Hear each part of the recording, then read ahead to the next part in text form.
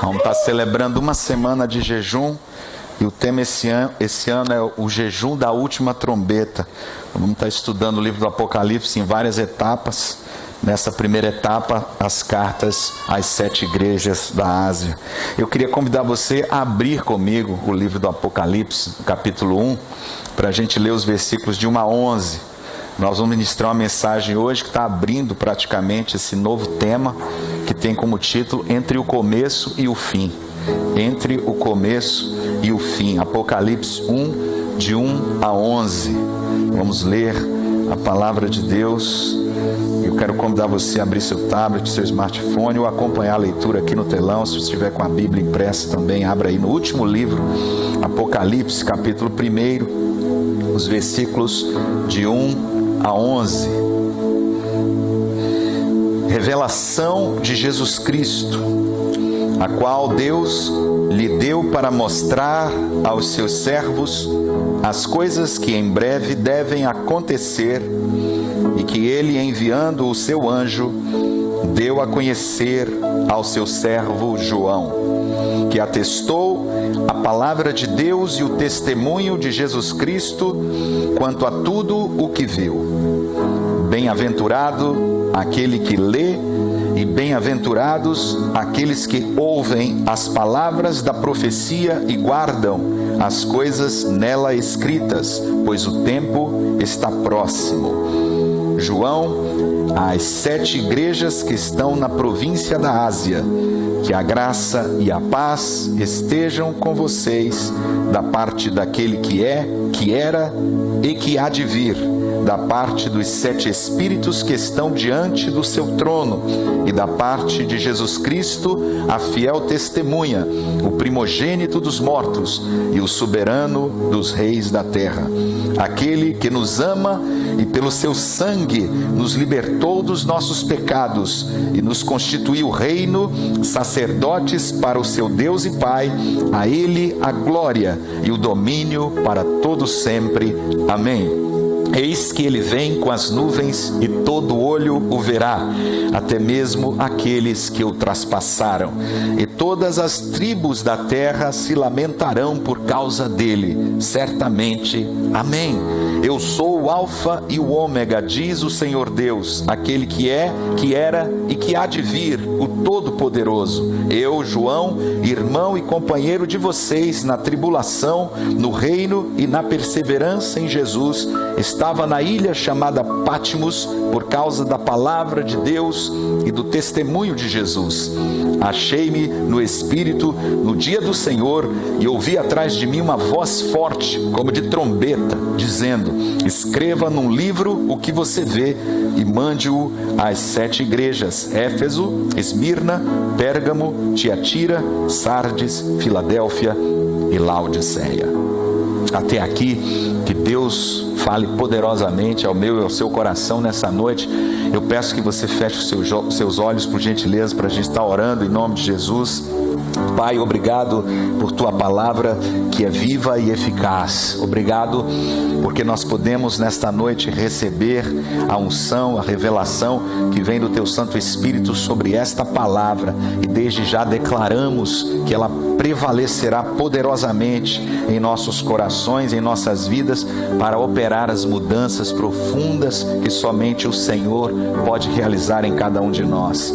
Estamos alegres porque ouvimos a tua voz esta noite, a voz da trombeta do teu Espírito soando forte aos nossos corações. Continua falando conosco, como falaste durante o louvor, fala agora também com cada um de nós. É o que nós te pedimos e te agradecemos no nome de Jesus. Amém. E graças a Deus. Posso ouvir o seu amém? Aleluia. Quando a gente fala da Bíblia, a palavra de Deus, uma coisa que a gente precisa entender, eu acho que às vezes as pessoas, principalmente que estão começando, não conseguem muito entender, por que a Bíblia tem tantos livros e o que esses livros significam. A gente não tem como estudar tudo isso agora, mas eu queria apresentar algumas imagens aí. Primeiro, uma visão do Antigo Testamento, subdividido em tópicos. Nós temos os 5 primeiros livros da Bíblia, que se chama a Torá, a Lei de Deus, ou Pentateuco, porque são 5 livros. Depois nós temos uma coleção de livros históricos, ou que falam de história, a história de Israel, a história do povo de Deus. No meio, nós temos os chamados livros poéticos, ou de sabedoria, de literatura sapiencial. E depois nós temos os profetas, que estão divididos em profetas maiores e profetas menores. Nós temos os livros dos profetas. O interessante nessa subdivisão da Bíblia, e que me chama a atenção, é que o primeiro livro da Bíblia, o Gênesis, ele é um livro com 50 capítulos, que trata de um período de tempo da história muito gigantesco. Se nós considerarmos história humana, nós temos ali pelo menos 2000 anos de história. Sem contar com a narrativa da criação, que ali deve ter bilhões de anos. Isso tudo num livro. Aí depois você tem 4 livros que falam da lei de Deus. Êxodo, Levítico, Números, Deuteronômio, tem 137 capítulos para falar da lei de Deus. Aí a gente fica se perguntando assim, um livro único, abrange 2000 anos de história e trata de um monte de coisa que aconteceu antes da criação, antes da criação do homem.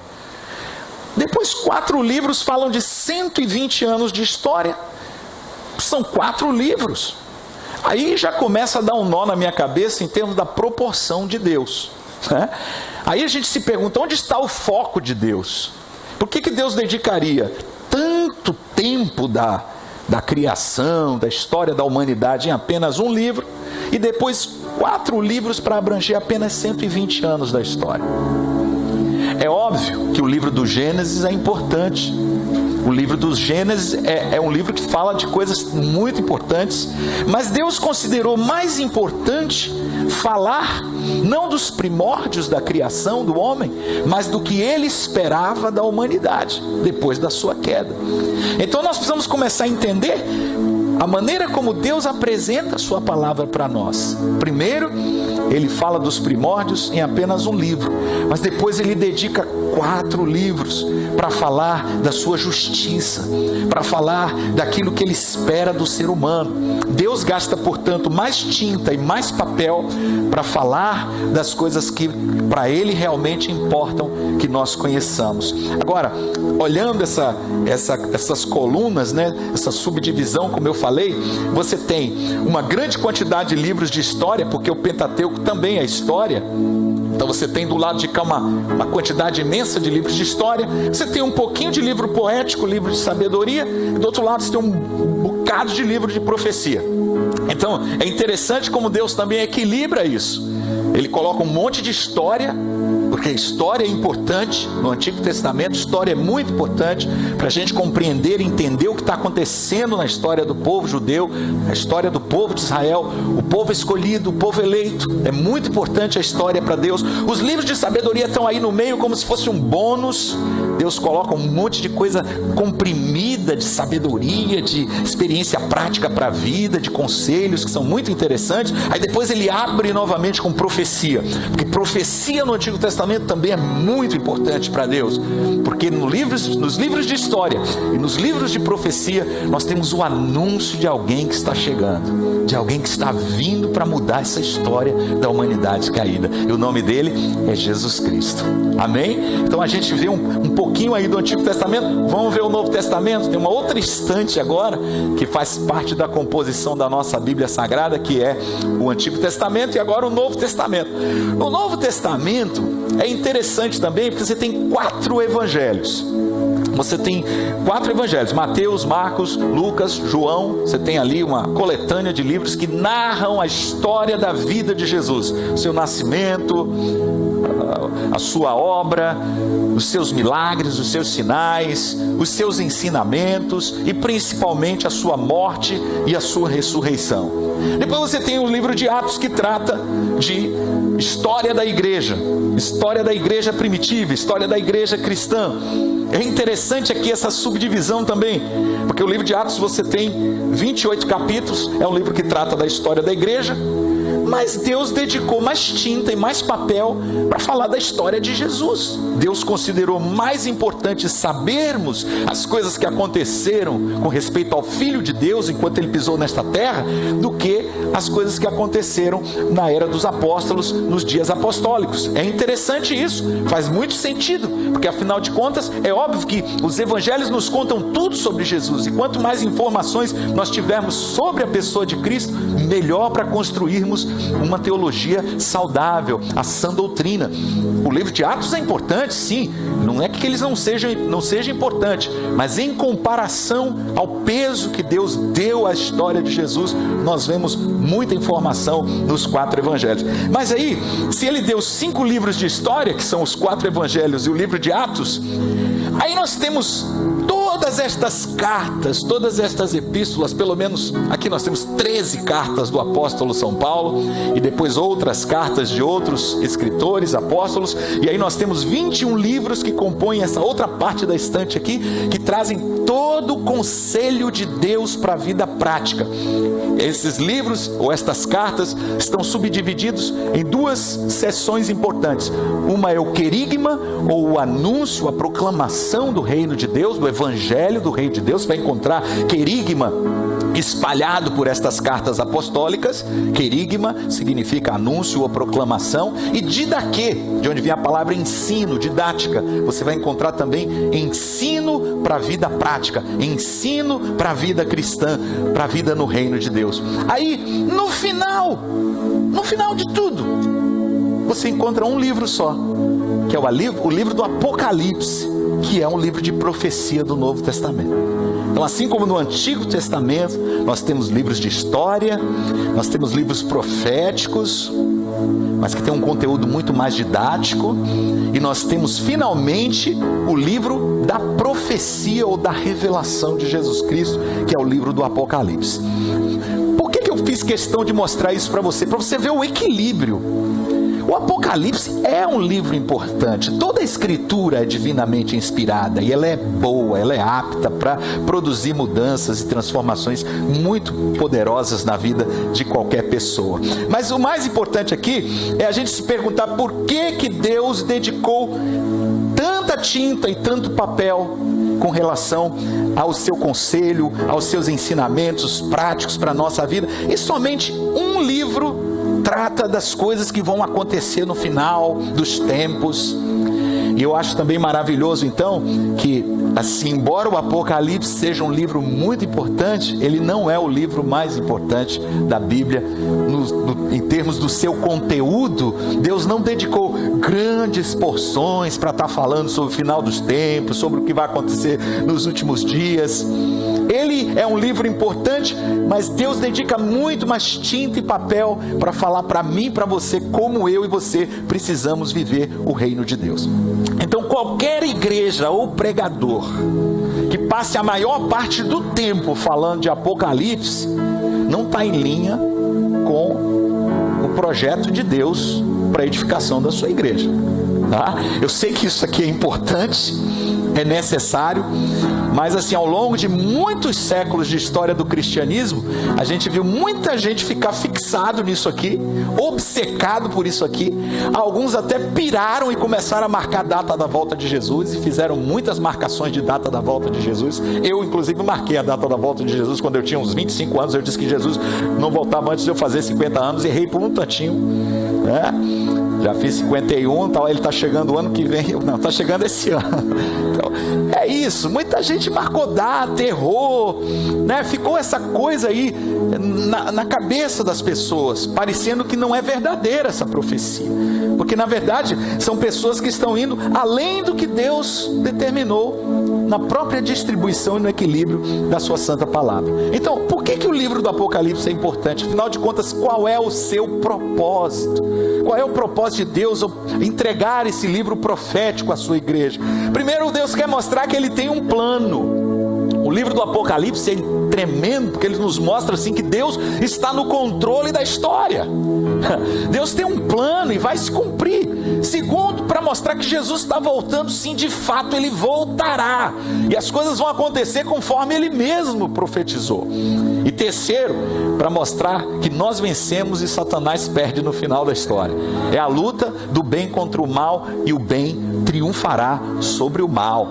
Então é interessantíssimo esse livro. É um livro que fecha a Bíblia, assim como o livro do Gênesis também, eu disse lá no Antigo Testamento. É um único livro que trata de um longo período da história, mas que está equilibrado, porque Deus deixou só no livro. O livro de Apocalipse, embora seja o último, ele fecha com chave de ouro. Ele mostra assim coisas tremendas que vão acontecer, mas principalmente o triunfo de Deus sobre o mal, sobre todas essas situações que hoje a gente vê e que se entristece muito. Agora, por que Jesus no livro do Apocalipse passaria 3 capítulos deste livro se dirigindo a estas 7 igrejas que estavam ali na Ásia Menor? O livro tem apenas 22 capítulos e Jesus passa 3 capítulos deste livro falando com estas igrejas. E aí a gente, quando começa a ler o livro do Apocalipse, a gente tem essa sensação, e eu já percebi muita gente que prega sobre o Apocalipse e vai só até o capítulo 3. Fala das cartas de Jesus às igrejas, porque ali tem um monte de coisa interessante, e aí para ali, porque dali para frente, meu irmão, é um negócio, é um caldo grosso. É muito simbolismo, é muita coisa difícil, aí as pessoas ficam até intimidadas, intimidadas de pregar, intimidadas de falar, porque como que você vai desenrolar esse rolo, como é que você vai destrinchar tudo aquilo, né? Então assim, uma coisa interessante que Jesus trata com essas igrejas, e que é uma situação real, primeiro, com relação a falsos mestres.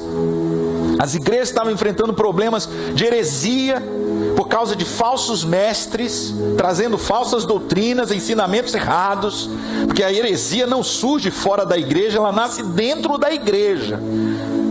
Segundo, membros da igreja vivendo de forma imoral.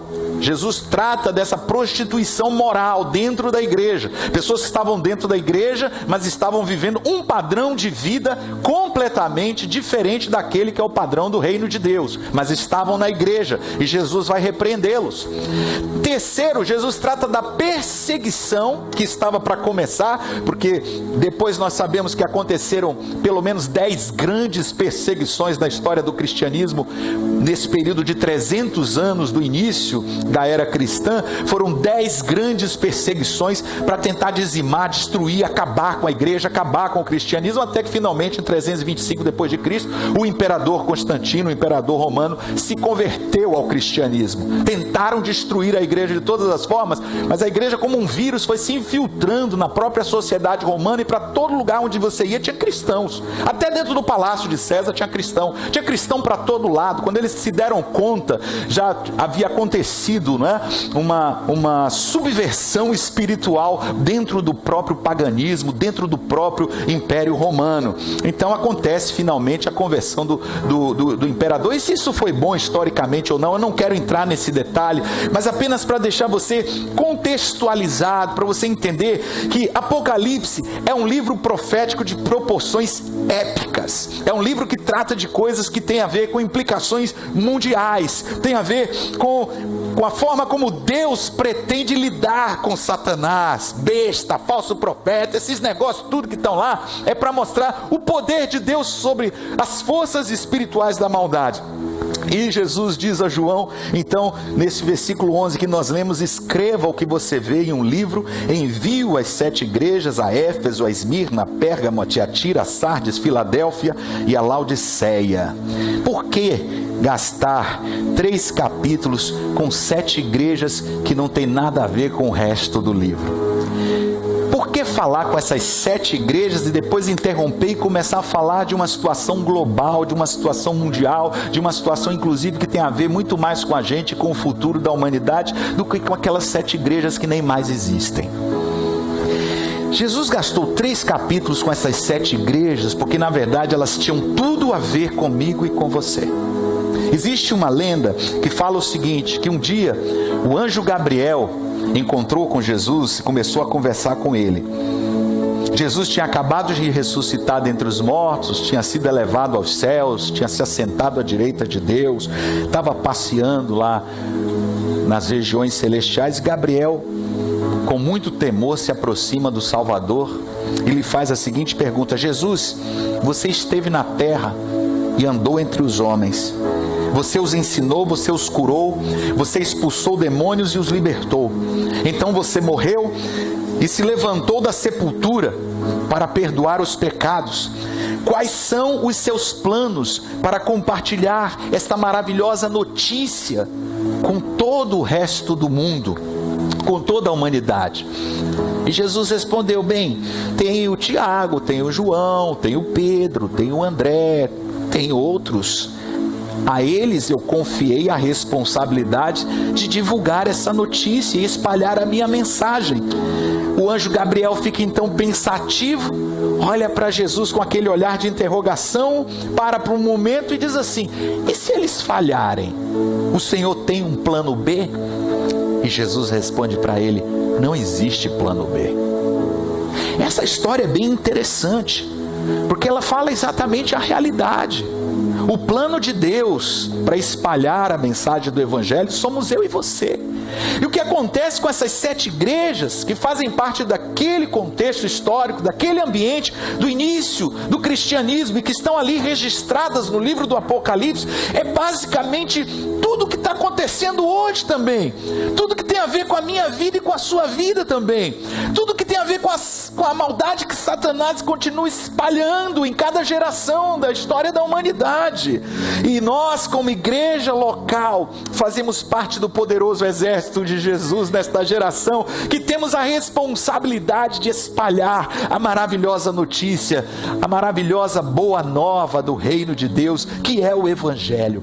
Todo cristão, todo discípulo individualmente é um soldado a serviço do Rei Jesus. Todos nós estamos na linha de frente do campo de batalha em cada geração. Deus chama a mim, a você e a cada cristão, cada congregação local, cada igreja. Jesus refere-se a cada uma delas ali nas 7 cartas do Apocalipse, para que elas se posicionem, é para nos colocarmos na brecha, é para nos colocarmos na frente e dizermos: Satanás, você não vai passar, tu não passarás, you shall not pass.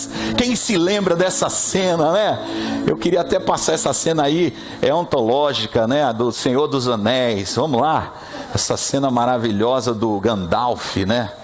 Para mim essa cena é a cena, cara.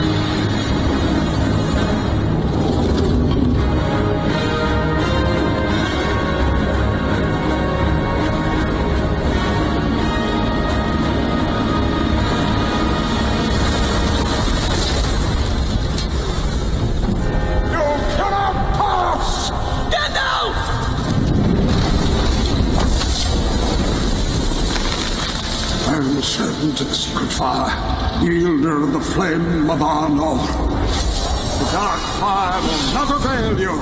Flame of Ulun!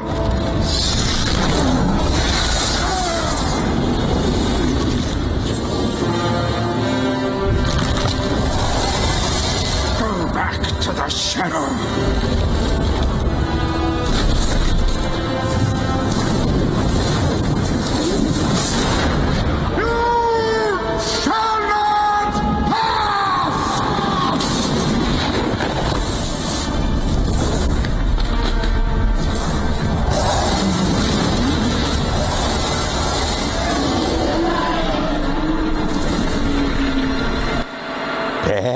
Meu irmão. You shall not pass. Eu fico imaginando essa cena, gente, os cristãos sabe? Vem aquele capeta gigante, né? O bicho é feio, né? Bichão doido com chicote, meu irmão. Um negócio apocalíptico, né? Apocalíptico. E o Gandalf é esse cara que eles estão fugindo, de repente ele volta e diz, não, peraí, meu irmão, vou aproveitar essa ponte aqui e vou barrar, vou deter ele. Para e diz, você não pode passar. E ainda chama o bicho de um negócio parecendo orixá, né? Não sei o que, de Odum. Você, filho das trevas, da sombra de Odum, sei lá do que, meu irmão. E aí bate aquele negócio daquele cajado dele lá e essa ainda não é agora não, viu, tá? Eu vou te falar sobre ela já já. Aí dá ali uma cajadada lá na ponte, racha tudo, o bicho cai. A história não importa mais. Eu gravei essa cena, porque essa cena para mim é uma cena de resistência, é uma cena de posicionamento espiritual, é uma cena muito forte, porque ela fala exatamente da posição que nós, como cristãos, precisamos assumir em relação às trevas, em relação às obras espirituais da maldade. Deus nos colocou aqui nesta geração, Jesus nos salvou, não foi para ficarmos dentro da igreja de braços cruzados. Está uma guerra acontecendo aí fora, e todas as vezes que você se posiciona, todas as vezes que você resiste, o Senhor diz, resistir ao diabo, ele fugirá de vós. Quando você pode até estar intimidado, pode estar passando por situações, pode até estar correndo, mas quando você para e diz, não, meu irmão, agora não tem conversa, agora eu vou começar a resistir, eu vou começar a brigar, eu vou me posicionar na minha casa, eu vou me posicionar no meu trabalho, vou me posicionar na faculdade, vou me posicionar, vou pagar o preço, o que for preciso, mas ele não vai passar, o demônio não vai passar por aqui não, vai passar por outro, mas por mim não passa. Se vier na minha direção, não passa. Eu vou me posicionar e ele não vai passar, ele vai bater em retirada. Existe uma história antiga, e essa história é a história de Horácio, um lutador, um soldado do exército de Roma. E Roma estava vivendo aquela fase das invasões germânicas, e os invasores tinham descido do norte, destruindo tudo, intimidando as forças de Roma, até que finalmente eles chegaram praticamente à cidade de Roma, e só havia entre eles um obstáculo, que era a ponte sobre o rio Tigre. Então o que acontece? Essa história diz que Horácio, ele ficou posicionado na ponte, aí sim, agora sim, é mais ou menos a mesma história. A história diz que ele ficou posicionado enquanto os romanos destruíam a ponte. Como era um lugar apertado, os caras não podiam vir de galera para atacar, então vinha praticamente de dois, e ele aí ia furando, batendo, levando flechada, tomando cacetada. Foi um negócio muito doido. Ele ficou ali segurando, enquanto os caras destruíam. Quando ele percebeu que a ponte atrás dele estava destruída, ele se jogou no rio, e a lenda diz que ele nadou até Roma, voltou lá, né? Bicho brabo, né? Bicho retado. Então é um homem inteiro se posicionando contra o exército inimigo. E repetidas vezes na história nós lemos esse tipo de heroísmo. Não foi somente Davi, mas soldados individuais como Samá e outros, pequenos grupos de homens se posicionando contra os inimigos. A história está cheia desses relatos de heróis, porque quem vence as guerras não são as multidões, os heróis é que arrastam as multidões. É o posicionamento de um ou de um pequeno grupo, e é isso que Deus está fazendo, nos chamando a cada um de nós para lutar, para resistir a Satanás, para nos posicionarmos contra as hostes espirituais da maldade, para fazermos o que for preciso na nossa geração, para virar a maré da batalha a nosso favor. É a célula, é o pequeno grupo, é um irmão que resolve orar e buscar Deus intensamente, e não fica esperando pelos outros, mas resolve entrar na presença de Deus e arder em adoração, e daqui a pouco são 2, são 3, são 10, e assim que o avivamento acontece. Será que você pode perceber a importância então que essas igrejas aqui do Apocalipse têm para toda a igreja do Senhor, em toda a história até o final? Jesus está falando para Éfeso que ele sabe que eles se posicionaram contra o mal, mas os repreende porque eles perderam a paixão, o primeiro amor. Jesus fala para a igreja de Pérgamo que ele admira a fidelidade deles diante da perseguição, mas estava triste, chateado, porque eles permitiram que a heresia começasse a reinar dentro da igreja. Ele fala com Tiatira que está satisfeito com o amor, a fé, a tolerância, a paciência deles, mas está irado porque eles permitiram que um falso mestre fizesse parte da sua congregação. Finalmente ele adverte a igreja de Sardes que eles precisam se arrepender, porque se eles não fizessem isso e não acordassem, não despertassem, o Senhor viria como um ladrão e removeria deles a lâmpada. Que coisa séria! Jesus está falando para você que você precisa levar a sério esse momento. Jesus está falando para nós que nós não somos apenas um pequeno grupo dentro de uma pequena cidade como Salvador, dentro de um estado como a Bahia no Brasil, nesse mundo. Talvez você esteja dizendo: poxa, que relevância nós temos, que relevância eu tenho do ponto de vista da história da salvação. Mas é exatamente aqui que está o ponto. Jesus está falando que um pequeno grupo de igrejas em várias cidades pode fazer uma grande diferença, porque fazem parte do poderoso exército do Senhor contra as forças espirituais da maldade em cada geração. E eu e você nunca devemos nos esquecer quem nós somos em Cristo Jesus. Você nunca pode se esquecer do seu lugar, da sua posição no mundo espiritual. É por isso que esses 3 primeiros capítulos são tão importantes no início da revelação de Jesus Cristo no Apocalipse. Todas as vezes que Jesus se dirige a estas igrejas, ele termina dizendo: quem tem ouvidos, ouça o que o Espírito diz às igrejas. Por 7 vezes Jesus diz a mesma coisa: quem tem ouvidos, ouça o que o Espírito diz às igrejas. De novo, e de novo, e de novo, e de novo, e outra vez. Por quê? Porque eu e você somos exatamente como eles. Porque eles não eram diferentes de nós. Porque eles viveram no seu tempo as mesmas lutas, os mesmos desafios que nós. Eles viveram na sua geração, no seu momento histórico, os problemas, as dificuldades, os sonhos, as desilusões. Todos eles passaram pelos mesmos problemas comuns a todos os seres humanos. Mas o Senhor estava dizendo para eles que eles eram fundamentais na estratégia para deter o avanço de Satanás, o avanço do inimigo, e para a salvação de milhares de vidas que estariam na glória por toda a eternidade adorando ao Senhor. Nesta frase, nesta sentença, quem tem ouvidos, ouça o que o Espírito diz à igreja. Jesus está dizendo para mim, para você: preste atenção o que eu estou dizendo a estas igrejas, porque o que eu estou dizendo a estas igrejas da Ásia é o que eu estou falando para você também aqui nesta noite. Isso não é brincadeira, é coisa séria. Será que você consegue entender agora o que eu estou querendo dizer? Qual é o ponto principal desta mensagem? Porque o título dela é Entre o Começo e o Fim. Porque Jesus está dizendo, na verdade, com esta frase: quem tem ouvidos para ouvir, ouça o que o Espírito diz às igrejas. É que eu e você, nesta geração, continuamos a fazer parte do livro. Nós somos parte do livro.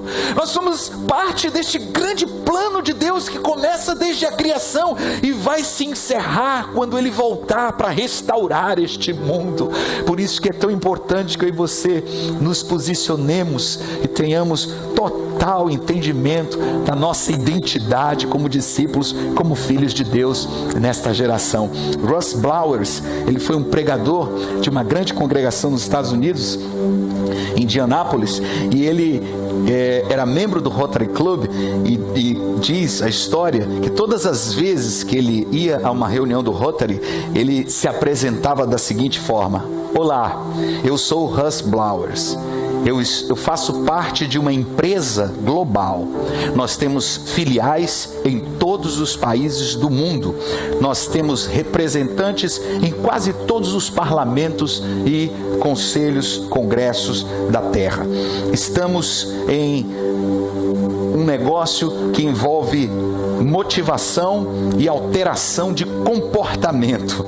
Nós administramos hospitais, restaurantes, centros de gravidez em crise, universidades, editoras, casas de repouso para idosos e creches. Nós damos muita importância aos nossos clientes desde o seu nascimento até a morte. Nós trabalhamos com seguro de vida e com seguro contra incêndio. Realizamos transplantes espirituais de coração. Nosso organizador possui todos os imóveis na Terra, além de uma variedade de galáxias e constelações. Ele sabe tudo e vive em todos os lugares. Nosso produto é gratuito para quem quiser pedir.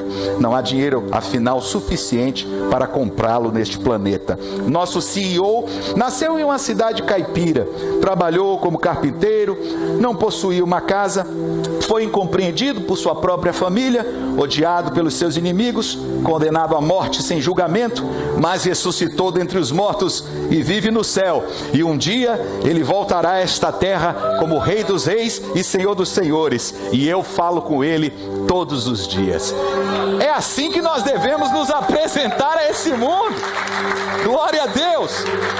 Nós não somos apenas uma pequena congregação em Salvador, numa pequena cidade nesse país que é o Brasil, talvez ainda um país de terceiro mundo, sei lá como classificar. Nós somos parte de um grande esquema, de um grande empreendimento que se chama o Reino de Deus. Nós somos parte de uma história linda que é a história da salvação.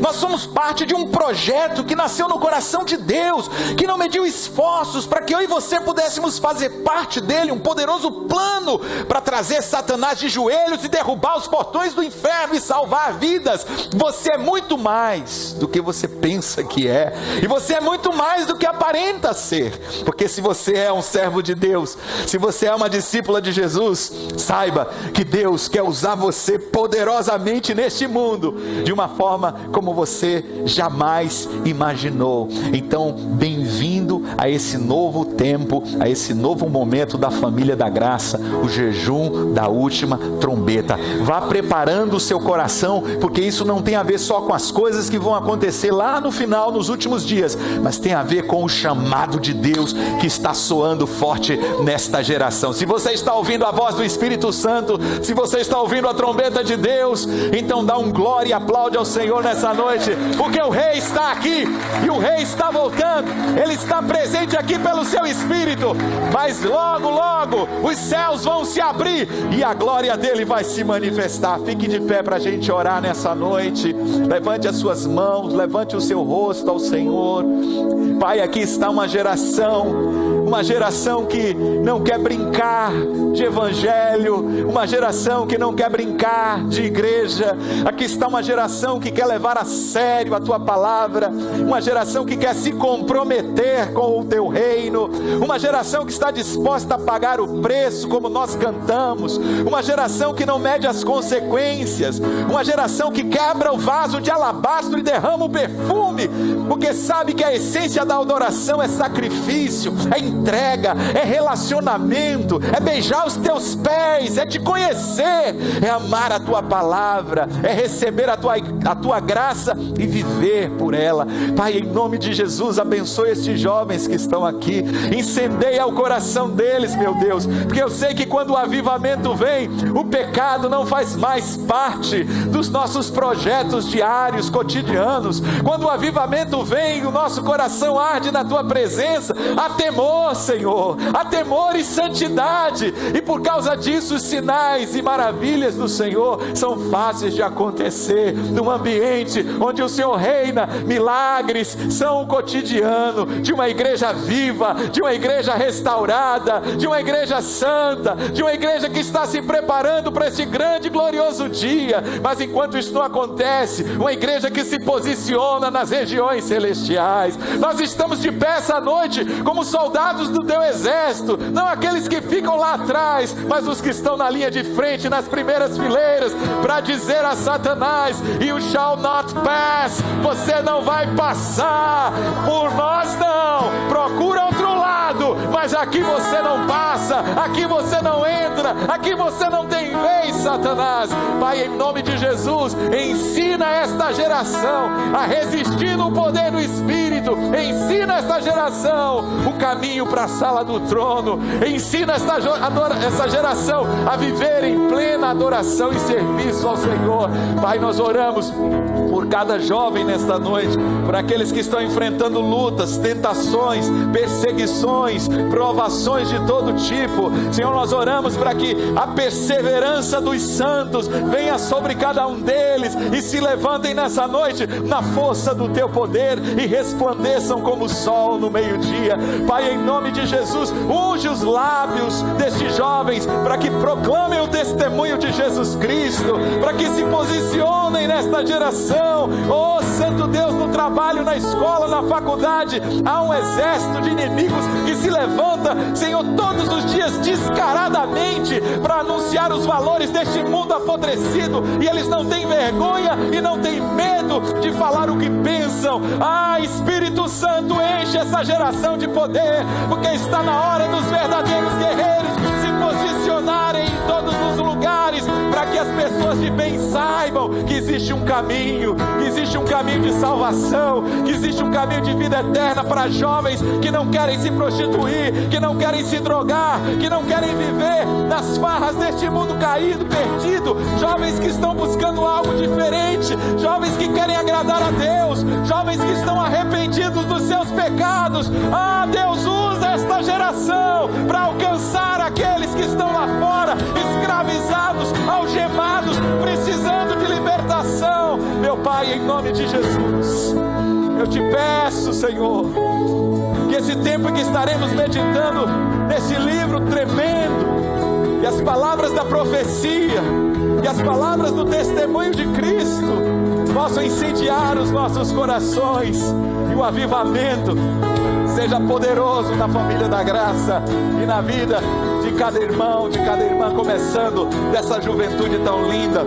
Eu quero abençoar a tua vida agora em nome de Jesus. Eu quero declarar sobre você o renovo da unção do Senhor nessa noite, e quero anunciar como trombeta de Deus: e se prepare, porque algo grande está acontecendo. Se prepare, porque Deus está falando, não há mais tempo a perder. Se prepare, porque o Espírito Santo está inquietando, incomodando alguns. Se prepare, porque o fogo já começou a arder na lareira. Se prepare, porque Deus vai fazer separação, Deus vai fazer diferença, Deus vai mostrar a diferença entre aquele que serve e não serve. Portanto, se você quer santidade, busque santidade, limpe-se ainda mais. Se você quer se sujar, suje-se ainda mais, porque agora chegou o fim. Em nome de Jesus, quem tem ouvidos para ouvir, ouça o que o Espírito diz às igrejas.